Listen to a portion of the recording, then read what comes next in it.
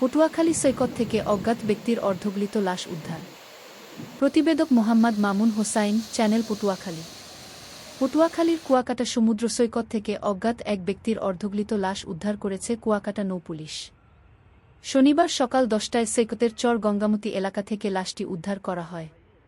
এর আগে সকালের জোয়ারে লাশটি গভীর সমুদ্র থেকে ভেসে আসে বলে জানায় স্থানীয়রা।